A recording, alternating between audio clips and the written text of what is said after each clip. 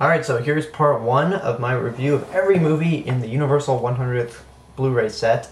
And we're going to start off with All Quiet on the Western Front, a movie that takes place during World War I, told from the Germans' perspective, with no German accent to be found in any of our main characters.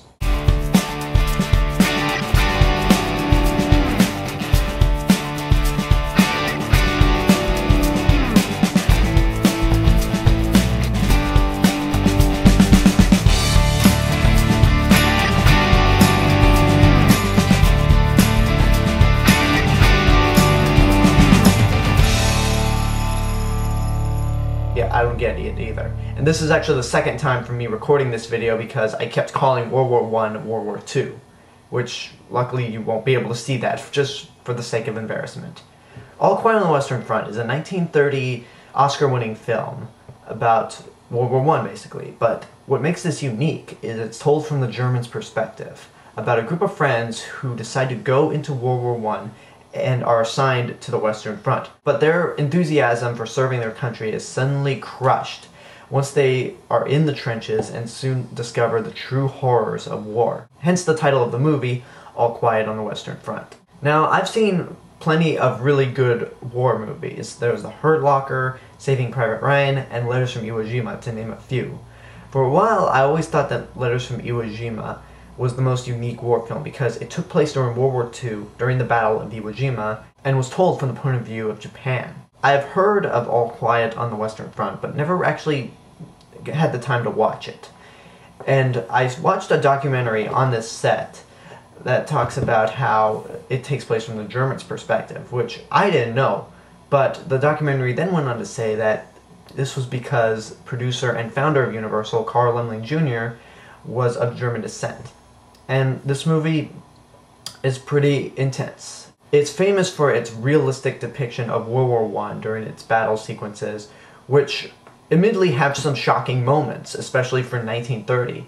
There's a part where a soldier is clinging onto a fence, he blows up, and then all that's left is his arms. And I was like, whoa, crap.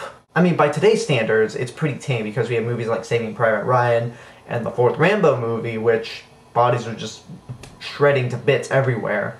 But I imagine for 1930 this was pretty shocking. And that's the physical horrors of war. There's also scenes of psychological horror of the war, in which our main characters are in their bunkers in the trench as gunfire is just going off everywhere, and one of them just starts freaking out. He's screaming uncontrollably, like he is really scared. And there's another moment where there are rats crawling throughout the floor, and soldiers get shovels and start whacking them to kill them. This sequence in their bunker just seems to go on for some time, and again, for 1930, it's pretty horrifying. I know, again, for 2014, it's kind of tame, but keep in mind the idea of when this movie came out and how people must have reacted to seeing this. And all of these scenes are really intensified even more than they should be due to a lack of film score. There is no score that plays throughout the movie except for the opening credits, proving once again that less is more. Now, if there's anything I had a problem with that I could point my finger at and go, why is that there? It's the fact that, as I mentioned before, none of the main characters have German accents.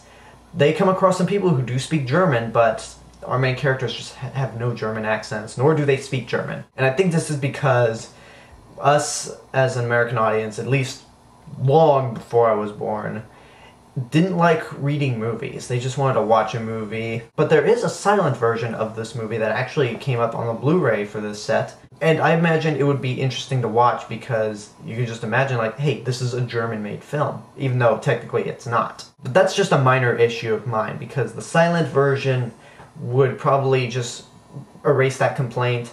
And All Quiet on the Western Front, whether you watch the sound version or the silent version, is a good movie. It was Universal's first Best Picture winner, which at the time was called Outstanding Production Oscar.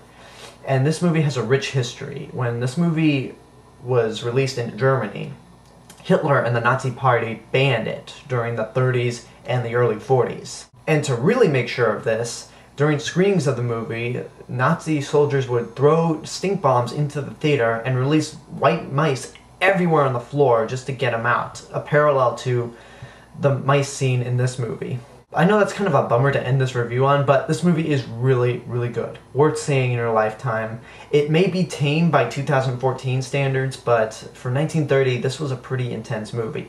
And it's a requirement to watch if you are either studying film in college right now, or you have a love or interest in film, just period. It's a must-see. And that's my review for All Quiet on the Western Front. Leave a comment, tell me what you thought of the movie. Subscribe to my channel for more stuff in the future.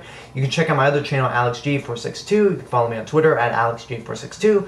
Follow me on Instagram at TheRealMrRobinson. And go like my Facebook page, /TheCinemasMrRobinson. Share me with your friends and tell them about me. And remember to know it before you see it.